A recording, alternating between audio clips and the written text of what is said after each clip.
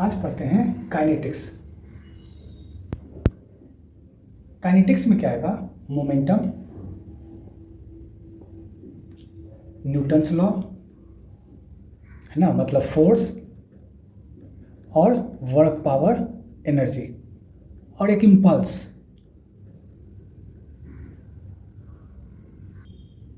अब देखो, सबसे पहले मोमेंटम क्या होता है? मोमेंटम होता है मास मल्टीप्लाई वेलोसिटी। तो एक वेक्टर क्वांटिटी है। वेक्टर कहने का मतलब, सपोज एक्स वाई प्लेन में कोई पार्टिकल है, वो मूव कर रहा है ना, v वेलोसिटी से, और उसका मास m है। ये हो गया v इनिशियल वेलोसिटी। सपोज यहाँ पे है v final velocity, mass body का m है। तो यहाँ पे इनिशियल मोमेंटम, यहाँ पे final momentum, p initial m v initial, p final m v final. Magnitude initial momentum का m v इनिशियल, इसका मॉड, और फाइनल मोमेंटम का मैग्नीट्यूड m v फाइनल, इसका मॉड। ये होगा। तो चेंज इन मोमेंटम क्या हो जाएगा? Change in momentum m v final minus m v initial, मतलब p final minus p initial. Vector में ये हो गया, है ना। सपोज ये t1 टाइम पे है और ये t2 टाइम पे है, और ये हो गया चेंज इन मोमेंटम, है ना। फिर magnitude of change in momentum, ये क्या हो जाएगा? डेल्टा पी का मॉड, मतलब P final minus P initial, vector में है उसका मॉड। और एक आएगा change in magnitude of momentum. तो ये भी डेल्टा पी आएगा, है ना, मतलब पी फाइनल का मॉड माइनस पी इनिशियल का मॉड। मैग्नीट्यूड ऑफ मोमेंटम का चेंज, तो change in magnitude of momentum, momentum का मैग्नीट्यूड है, इसका चेंज। और ये क्या है? Change in momentum, change in momentum p f minus p i, इसका magnitude, magnitude of change in momentum. तो ये लैंग्वेज में डिफरेंस कर देता है।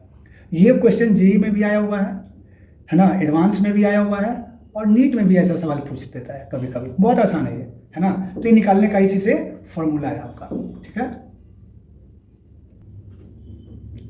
अब देखो फोर्स क्या होता है।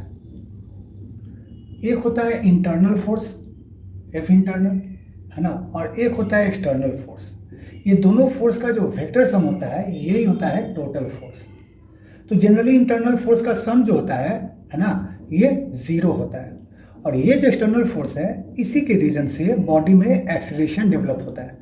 और एक्सेलरेशन मतलब वेलोसिटी आ गया, और वेलोसिटी आ गया मतलब मोमेंटम आ गया, है ना। तो मोमेंटम में चेंज जब होगा, है ना, तो फोर्स आएगा ही आएगा। तो वैसा फोर्स जो मोमेंटम में चेंज करता है, उस फोर्स को बोलते हैं एक्सटर्नल फोर्स, है ना।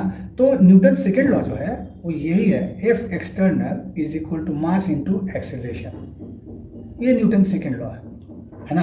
और जो टोटल फोर्स होता है वो इंटरनल प्लस एक्सटर्नल, और इंटरनल ऑलवेज 0 होता है। इसमें न्यूक्लियर फोर्स आ गया, या बॉडी के अंदर जो मैग्नेटिक फोर्स हो गया, या ग्रेविटेशन फोर्स हो गया, वो आ गया इसके अंदर। अब देखो, जो फोर्स है, सपोज उसको ऐसे मान लो, एक स्प्रिंग लगा दी, ये ब्लॉक है ना, ब्लॉक को कंप्रेस करो, ठीक है। तो कंप्रेस हुआ तो क्या हुआ? एक्स अमाउंट कंप्रेस हुआ, तो ये एफ एक्स स्प्रिंग लगाएगा। तो एफ स्प्रिंग का जो फोर्स है वो के एक्स के बराबर होता है मैग्नीट्यूड में। तो ये इस फोर्स के कारण ब्लॉक क्या होगा? मूव करेगा। तो ये फोर्स कैसा हो गया? एक्सटर्नल फोर्स हो गया। सपोज कोई बॉल है ना, इसको हम ड्रॉप कर रहे हैं, ठीक है। इसको क्या किए? ड्रॉप किए एक बिल्डिंग से, है ना। तो ड्रॉप किए तो क्या हो गया? बॉल यहाँ आया। तो क्यों आ रहा है नीचे? क्योंकि इस पे वेट mg लग रहा है, वेट mg लग रहा है। तो mg के कारण क्या हो गया? मोमेंटम आया, है ना, मतलब एक्सेलरेशन डेवलप हुआ। इसका मतलब वेट जो है एक्सटर्नल फोर्स है। आ रही बात समझ में? अब जैसे देखो, एक फुटबॉल है, है ना। आप इसको किक मार रहे हैं, ठीक है, तो फुटबॉल को किक मारे तो फुटबॉल में वेलोसिटी आ गया। सपोज किसी एंगल पे आप किक मार रहे हैं, तो जो किक मार रहे हैं, तो ये जो फोर्स लगा रहे हैं, ये फोर्स के कारण इसमें एक्सेलरेशन डेवलप हो रहा है ना, इसमें मोमेंटम चेंज हो रहा है, तो इस फोर्स को कहते हैं एक्सटर्नल फोर्स, ठीक है। मान लो कि एक ब्लॉक है, इसको क्या कर रहे हैं आप, पुल कर रहे हैं, है ना, पुल या पुश कर रहे हैं। सपोज कोई बंदा है, वो इसको क्या कर रहा है, पुश कर रहा है, तो ये पुश और पुल से क्या हो रहा है, इसमें एक्सेलरेशन डेवलप हो रहा है। तो ये पुश और पुल जो फोर्स है, ये फोर्स को क्या बोलेंगे, एक्सटर्नल फोर्स बोलेंगे, क्योंकि इसके कारण एक्सेलरेशन डेवलप हो रहा है इसमें, है ना। तो कोई भी ऐसा फोर्स जिससे एक्सेलरेशन डेवलप हो जाए, तो वो मोमेंटम का रीजन होता है, चेंज इन मोमेंटम उससे होता है, तो उसको बोलते हैं एक्सटर्नल फोर्स। और यही जो है dp बाई dt की इक्वल होगा, ये एक्सटर्नल फोर्स, ये न्यूटन सेकेंड लॉ है।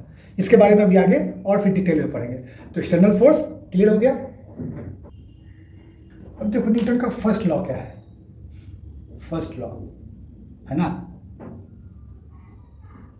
पहला है कि कोई बॉडी यदि रेस्ट में है, जैसे बिल्डिंग हो गया, ट्री हो गया, है ना, ये रेस्ट में है, या आप कहीं बैठे हुए हैं, है ना, पेड़ के नीचे कहीं बैठे हुए हैं, तो रेस्ट में है, रेस्ट में है, रेस्ट में है, तो always rest, always at rest में रहेगा। दूसरा देखो, suppose 2 metre per second constant velocity से कोई कार मूव कर रही है, तो ये ऑलवेज ऐसे ही मूव करेगा, always, always in uniform motion, है ना। फिर देख लो, मान लो कोई कार है, ये 3 metre per second square constant acceleration से मूव कर रहा है, तो ये ऑलवेज उसी से मूव करता रहेगा, है ना, ऑलवेज इन यूनिफॉर्म एक्सेलरेशन। फिर मान लो कोई कार है, ये कभी 3 मीटर पर सेकेंड स्क्वायर, कुछ टाइम के बाद 5 मीटर पर सेकेंड स्क्वायर, कुछ टाइम के बाद 7 मीटर पर सेकेंड स्क्वायर, है ना। तो ये नॉन यूनिफॉर्म एक्सेलरेशन से मूव कर रहा है, तो ये ऑलवेज ऐसे ही रहेगा, ऑलवेज ऐसे ही रहेगा until an external agent doesn't acts on it। अब जब तक इस पे कोई बाहर से कोई फोर्स नहीं लगाएगा और इसके स्टेट को चेंज करने के लिए कोशिश नहीं करेगा, तब तक इसके मोशन में कोई इफेक्ट नहीं आएगा या रेस्ट में कोई इफेक्ट नहीं आएगा। तो ये न्यूटन फर्स्ट लॉ है ना। External agent doesn't acts on it, है ना। और ये जो एजेंट है ये ट्राई करेगा, ट्राई और change the state of rest और मोशन, है ना। तो इस एक्सटर्नल एजेंट को ही बोलते हैं फोर्स। तो फर्स्ट लॉ से क्या होता है, फोर्स का डेफिनेशन मिलता है, फर्स्ट लॉ से फोर्स का डेफिनेशन मिलता है। ये जो ऑलवेज रेस्ट में है, इसको बोला गया क्या, inertia of rest, inertia of rest. और ये जो 3 आ गया, इसको बोला गया इनर्शिया ऑफ मोशन। मतलब चल रहा है तो चलता रहेगा, रुकेगा ही नहीं। यूनिफॉर्म है तो यूनिफॉर्म से चलेगा, कांस्टेंट एक्सेलरेशन है वैसे ही चलेगा, रुका है तो रुका ही रहेगा। तो inertia of rest, inertia of motion, है ना। अब देखो सेकेंड लॉ क्या है। सेकेंड लॉ कहता है जो आप फोर्स अप्लाई कर रहे हैं किसी ऑब्जेक्ट पे, फोर्स अप्लाई कर रहे हैं, है ना, तो इसमें इनिशियल वेलोसिटी v इनिशियल है, कुछ टाइम के बाद इसमें वेलोसिटी चेंज हो गया vf हो जाएगा। ये t1 टाइम पे है, ये t2 टाइम पे है, बॉडी का मास m है ना। तो initial momentum mvi, final momentum mvf, change in time t2 minus t1, change in momentum pf minus pi, ये हो गया, है ना। तो जो फोर्स है वो डायरेक्टली प्रोपोर्शन है rate of change of linear momentum के, है ना। तो देखो यहां कितना आ गया, f proportion to delta p upon delta t। Proportionality हटाएंगे तो एक कांस्टेंट लग गया, है ना, delta P upon delta T, ये आ गया M delta V upon delta T, है ना, ये हो गया एम इंटू ए, और के आगे लग जाएगा इंटू के। तो के की वैल्यू 1 होती है कब, जब मास 1 kg हो, acceleration 1 metre per second square हो, तो फोर्स 1 न्यूटन होता है, तो के की वैल्यू 1 हो जाती है। तो ये एफ इक्वल टू एम में आ गया, है ना। मास टोटल मास हो गया बॉडी का, जो टोटल एक्सटर्नल फोर्स लग रहा है उस पर, और ए उसका एक्सेलरेशन हो गया। अब ये फोर्स वेक्टर क्वांटिटी तो एक्स में होगा तो एम ए एक्स, वाई में होगा एम ए वाई, जेड में होगा एम ए जेड। तो फोर्स वेक्टर लिखेंगे तो m a x i, m a y j और m a z k, means f x के साथ आई, एफ वाई कॉम्पोनेंट के साथ जे और एफ जेड कॉम्पोनेंट के साथ के। ये हो गया फोर्स वेक्टर। और जब मॉड लेंगे फोर्स का तो ये आएगा एफ एक्स का स्क्वायर प्लस एफ वाई का स्क्वायर प्लस एफ जेड का स्क्वायर, जो सिंपल वेक्टर में करते हैं वैसा ही है। तो सेकेंड लॉ का डिफरेंशियल फॉर्म क्या है, differential form F equal to D P by D T, है ना, फर्स्ट डेरिवेटिव है। तो यदि मोमेंटम मेरा कांस्टेंट हो जाए, है ना, तो फोर्स ये एक्सटर्नल फोर्स है, तो एक्सटर्नल फोर्स कितना हो गया 0। तो this is called conservation of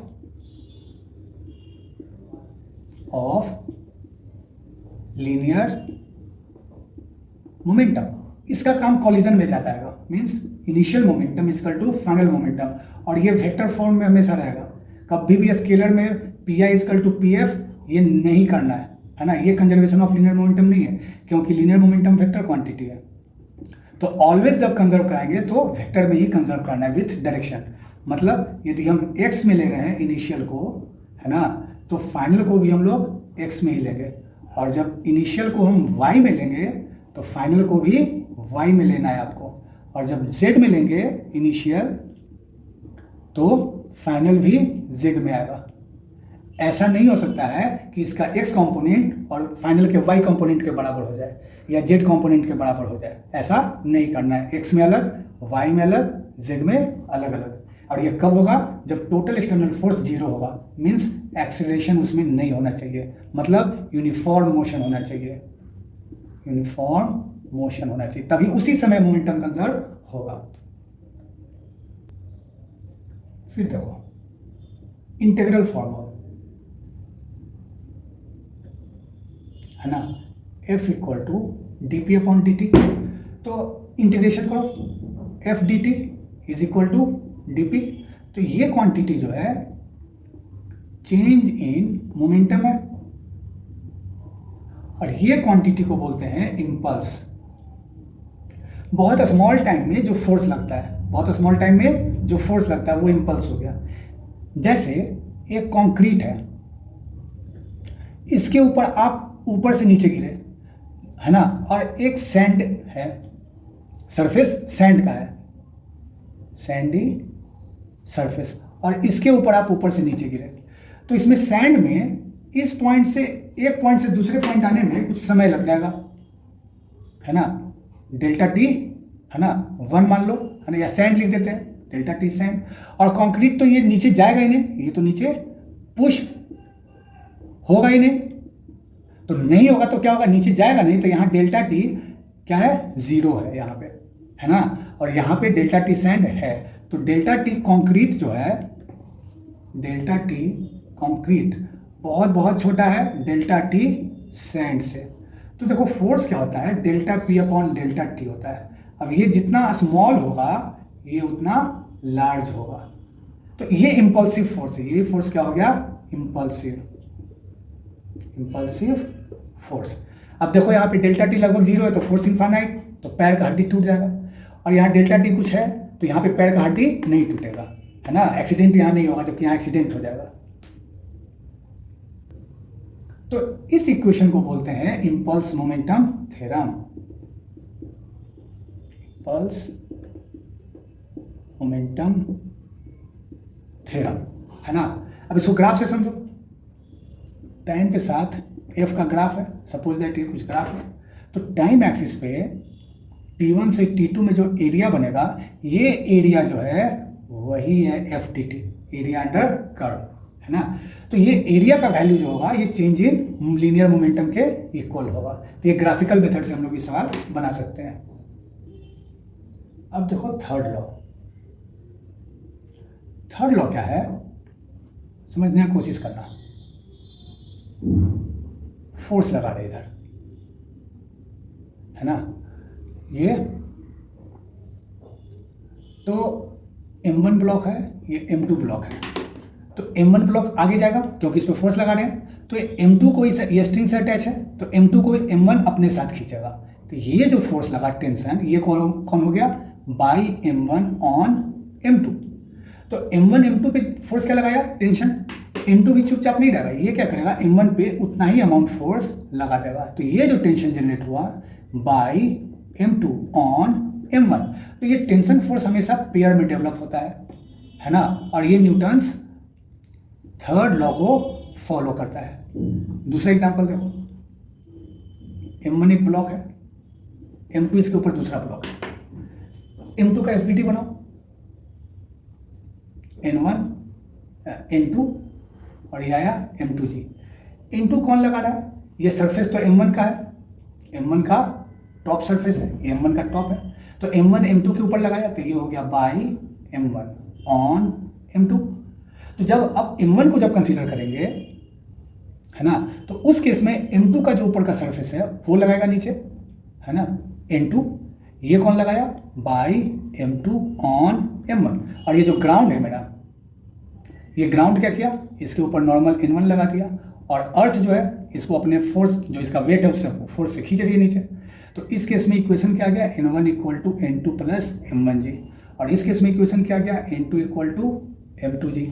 तो ये डिफरेंस आ गया यहाँ पे N2। ऐसा नहीं लिख सकते कि N1 equal to M1G, N1 equal to M1G ऐसा नहीं लिख सकते हैं कभी भी, ये रॉन्ग हो जाएगा, राइट। ये है क्यों, न्यूटन थर्ड लॉ को भी तो लेना है। M1 M2 के ऊपर लगा रहा है, देखो N2, तो M2 भी तो M1 के ऊपर लगाएगा ना, N2। तो ये न्यूटन थर्ड लॉ के कारण आता है, तो ये पेयर में डेवलप होता है ना। तो ये भी आ गया थर्ड लॉ, सही है। तो ये इसका सीधा फंडा है, F12 is equal to minus F21, equivalent opposite. तो F12 plus F21 is equal to 0। Action और रिएक्शन पेयर, यदि ये एक्शन है तो ये रिएक्शन है, तो sum of action and reaction is always 0। तो ये न्यूटन थर्ड लॉ है। अब देखो फ्रिक्शन को समझते हैं। फ्रिक्शन क्या है, रफ सरफेस है, आप इसको किसी फोर्स से खींच रहे हैं, है ना। फ्रिक्शन की वैल्यू होती है म्यू टाइम्स नॉर्मल, ये डेफिनेशन है। तो जब फोर्स लगाए तो इस सरफेस पे क्या आ गया, रिलेटिव मोशन। तो फ्रिक्शन क्यों डेवलप होता है, due to relative motion between surface of contact. तो इस पॉइंट पे कॉन्टैक्ट है, तो यहाँ पे रिलेटिव मोशन आ रहा है, मतलब ये ब्लॉक m मास का है, ये राइट मूव कर रहा है। तो ये सरफेस इस पे से देखेंगे तो क्या लगेगा, लेफ्ट की ओर जा रहा है ना। तो यहाँ पे रिलेटिव मोशन डेवलप हो रहा है, एक सरफेस के रिस्पेक्ट में दूसरा सरफेस मूव कर रहा है, तो यहाँ पे फ्रिक्शन ऑलवेज डेवलप होगा। तो रिलेटिव मोशन के अपोजिट होता है, अपोजिट टू रिलेटिव मोशन, और इसको अपोज करता भी है फ्रिक्शन, कि ये मोशन हो ही नहीं दोनों सरफेस के बीच में। Friction always opposite to relative motion. अब यहाँ 3 केस आएगा। फर्स्ट, ब्लॉक रेस्ट में है, तो रेस्ट में है तो यहाँ पे फ्रिक्शन क्या हो जाएगा, एडजस्टेबल हो जाएगा।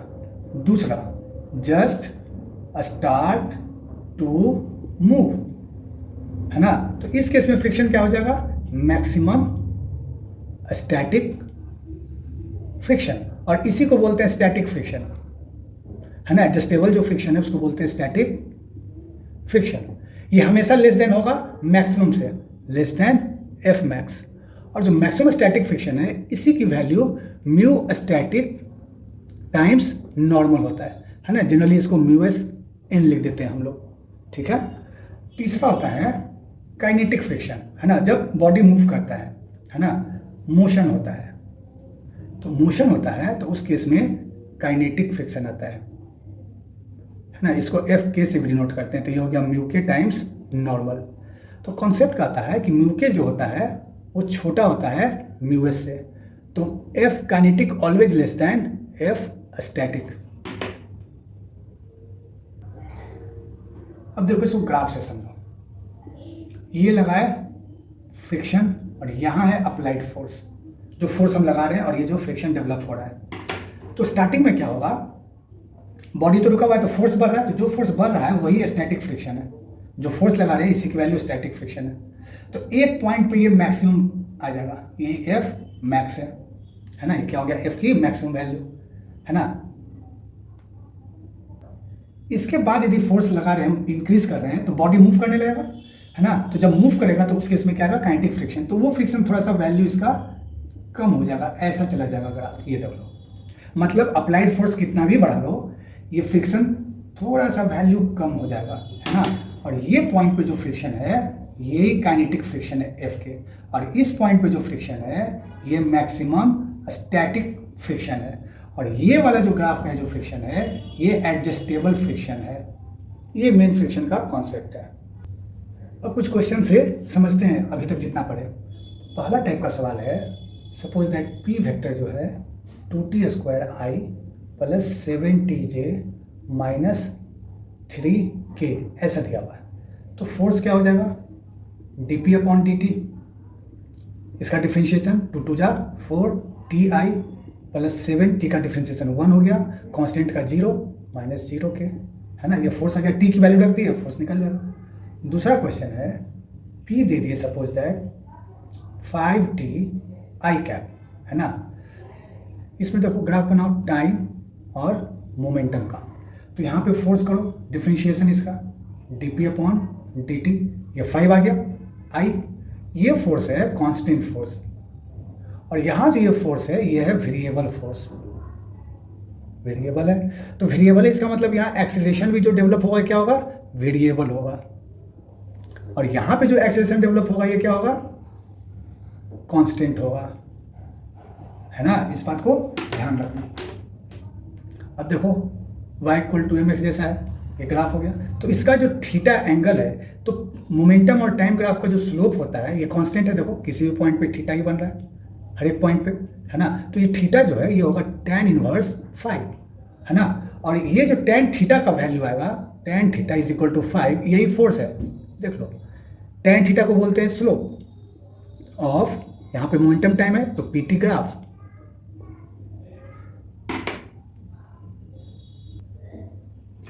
फिर देखो एक और प्रॉब्लम, एक ब्लॉक है और इसको क्या कर रहे हैं वाटर जेट से है ना पुश कर रहे हैं, ये 3 kg/s वाटर का फ्लो है, water flow.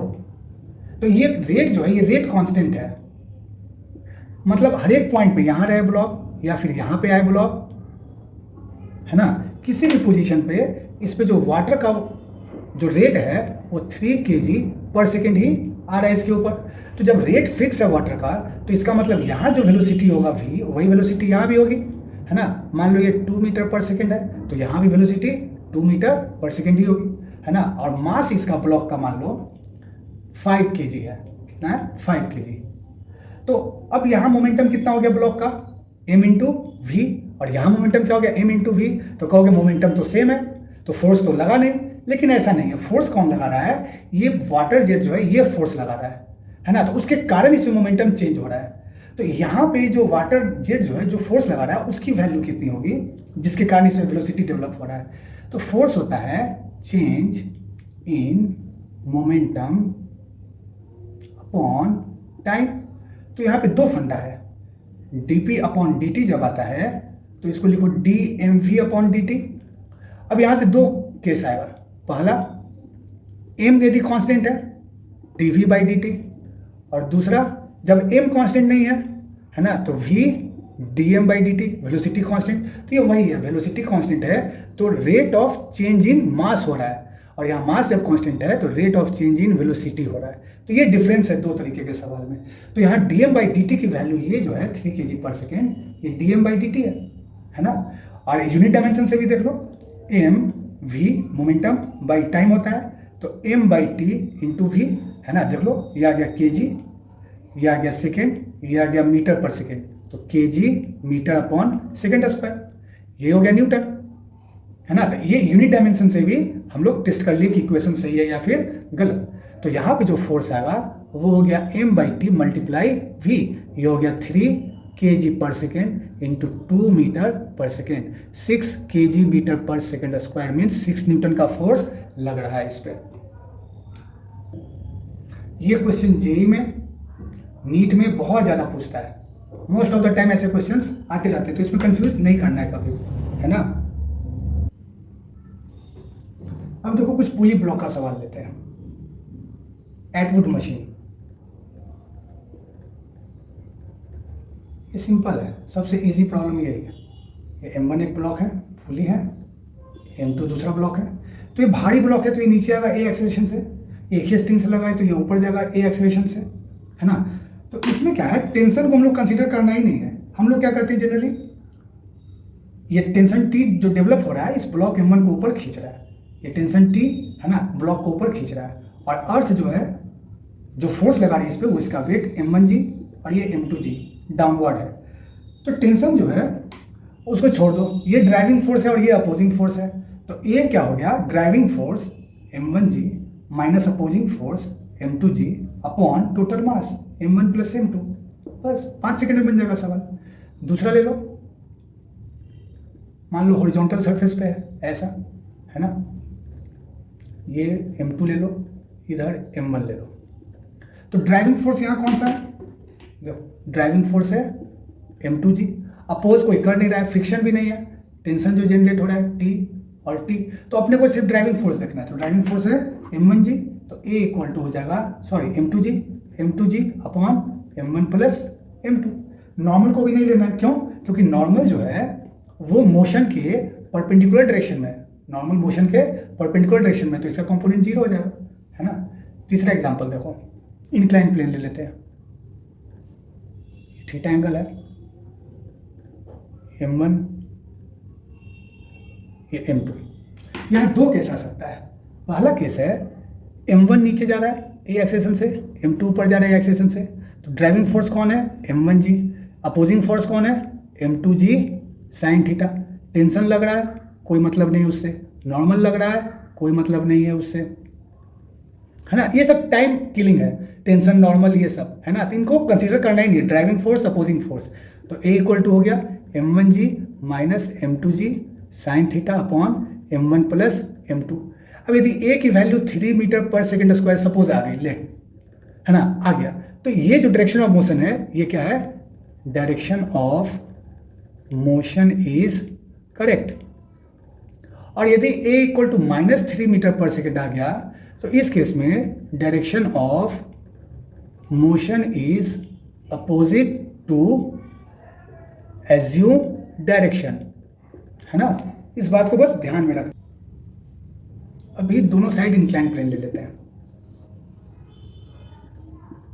Angle alpha angle beta, ये ब्लॉक है m1 और ये है m2। सिर्फ ड्राइविंग और अपोजिंग फोर्स देखना है, और बॉडी का एज्यूम डायरेक्शन जो आप ले रहे हैं अपने से, m1g sine alpha m2g sign beta, ये नॉर्मल लेना, है ना, और m2g कॉस बीटा, ये सब टाइम कंजप्शन है, n1 m1g cos alpha, tension का तो टेंशन लेना ही नहीं। तो ये सब जो काम है ये सब नहीं करना है जनरली, क्यों, टाइम कंज्यूम हो जाएगा, नहीं तो जल्दी सवाल नहीं बनेगा। तो सीधा अपना एक्सेलरेशन कितना हो गया, डायरेक्शन ऑफ मोशन भी ये मान लो A से नीचे जा रहा है, ये A से ऊपर जा रहा है, m1g sine alpha minus m2g sign beta, driving force minus opposing force upon total mass m1 plus m2, हो गया आंसर। अब इसी क्वेश्चन में फ्रिक्शन लगा दो, मतलब सरफेस रफ कर दो, म्यू, तो अपोजिंग फोर्स हो गया F म्यू टाइम्स नॉर्मल, तो अब नॉर्मल का काम आएगा, तो ड्राइविंग फोर्स हो गया m2g माइनस अपोजिंग फोर्स, तो अपोजिंग फोर्स कितना हो जाएगा माइनस म्यू m1g हो गया upon m1 plus m2 acceleration, answer एक लाइन में। यहाँ पे देखो नीचे जा रहा है तो फ्रिक्शन रिलेटिव मोशन को अपोज करेगा, यहाँ पे फ्रिक्शन ये आ गया F2 डेवलप कर गया, है ना। तो ये driving force minus opposing force और माइनस यही फ्रिक्शन, तो minus mu times m2g cos theta upon m1 plus m2। हो गया आंसर, है ना, बहुत ही आसान है। इस केस में देखो, है ना, ये इधर साइड है तो फ्रिक्शन अपोजिट, ये आ गया F1, ये ऊपर जा रहा है तो फ्रिक्शन अपोजिट, ये आ गया F2। तो ये ड्राइविंग फोर्स हो गया, माइनस एक ये opposing force, minus F1 minus F2, तो minus mu m1g cos alpha minus mu m2g cos beta upon m1 plus m2। यही हो गया आंसर, सिंपल है। अभी देखते हैं, एक बच गया सूडो फोर्स। सूडो फोर्स ये एक्चुअली फॉल्स फोर्स है, दिखेगा नहीं कभी भी आंखों से, लेकिन ये बॉडी पे लगता है। तो इसका पहला कॉन्सेप्ट को समझना, एक्सीलरेशन से कोई कार चल रही है और आप इसके ऊपर बैठ करके ऑब्जर्व कर रहे हैं, ये ऑब्जर्वर है। ऑब्जर्वर जो है वो एक्सीलरेटिंग पे होना चाहिए, और अब ये क्या करेगा, इसको वॉच करेगा, तो ये इसके ऊपर फोर्स लगाएगा। तो इसका जो एक्सीलरेशन है ये ऑब्जर्वर का एक्सीलरेशन है a। अब बॉडी का मास है m, तो इसके ऊपर अपने अपोजिट डायरेक्शन में फोर्स लगाएगा m इंटू a, तो इसको बोलते हैं सूडो फोर्स। अब मान लो कि ये बॉडी जो है कार, है ना, इसका एक्सीलरेशन जीरो है, मतलब वेलोसिटी कांस्टेंट है, तो एक्सीलरेशन जीरो है, तो इस केस में सूडो फोर्स जीरो हो जाएगा। इस केस में pseudo force mass of body into acceleration of observer, यही होता है m इंटू ए, सूडो फोर्स। तो जब एक्सीलरेशन जीरो है तो उस केस में जीरो होगा। और तीसरा एक केस आता है जब आप रेस्ट में बैठ करके ऑब्जर्व करें, जैसे पेड़ के नीचे बैठ करके हम ऑब्जर्व कर रहे हैं, या बिल्डिंग के ऊपर बैठ करके हम ऑब्जर्व कर रहे हैं, यहाँ से ऑब्जर्व कर रहे हैं, तो रेस्ट में है, ऑब्जर्वर रेस्ट में है। तो इस केस में भी सूडो फोर्स ये क्या होगा, जीरो होगा, है ना। देखो जैसे एक वेज है थीटा एंगल पे, ए एक्सीलरेशन से राइट साइड की ओर जा रहा है ना, इसके ऊपर एक ब्लॉक है m मास का, तो वेज राइट जा रहा है तो सूडो फोर्स लेफ्ट लग जाएगा m इंटू ए। नीचे कंपोनेंट काम करेगा mg साइन थीटा, है ना, और ऊपर की ओर जो कंपोनेंट काम करेगा, देखो ये हॉरिजॉन्टल है थीटा, तो ये भी एंगल थीटा, तो ऊपर काम करेगा ma का कॉस थीटा। ये दोनों जब इक्वल हो जाएगा तो ये ब्लॉक रेस्ट में रहेगा, है ना, तो mg sine theta is equal to ma cos theta. तो a की वैल्यू मिल गई tan थीटा इंटू जी। ये बहुत ज़्यादा जेई और IIT एडवांस और नीट सब में बहुत बार पूछ चुका है ये सवाल, है ना। फिर देखो ये कार आगे जा रही है ना, राइट साइड, और इस पर एक ब्लॉक है वो ऐसे चिपका हुआ है, तो बताना है कि क्यों ये ब्लॉक इस पर चिपका हुआ है, नॉर्मल फोर्स इस पर कितना है ये लगाना है। तो नॉर्मल तो इधर लग गया, और नॉर्मल लगने का रीज़न क्या है, इसका एक्सीलरेशन a है, बॉडी का मास m है, तो ma पीछे की ओर लग रहा है ना, तो नॉर्मल की वैल्यू m इंटू ए। अब इस सरफेस को रफ बना दो, कोसेंट ऑफ फ्रिक्शन म्यू, तो बॉडी का वेट mg नीचे जा रहा है, फ्रिक्शन ऊपर काम कर देगा, तो रुकने के लिए क्या होना चाहिए, mg इक्वल टू फ्रिक्शन, है ना, मतलब म्यू टाइम्स नॉर्मल मतलब म्यू ma, है ना, तो a इक्वल टू निकल गया mm कैंसिल, है ना, g अपॉन म्यू, a की वैल्यू ये हो गई। इस एक्सीलरेशन से जब ये कार जाएगा तो ये छोटा वाला ब्लॉक इसके ऊपर रेस्ट में रहेगा, वर्टिकली है बट रेस्ट में रहेगा।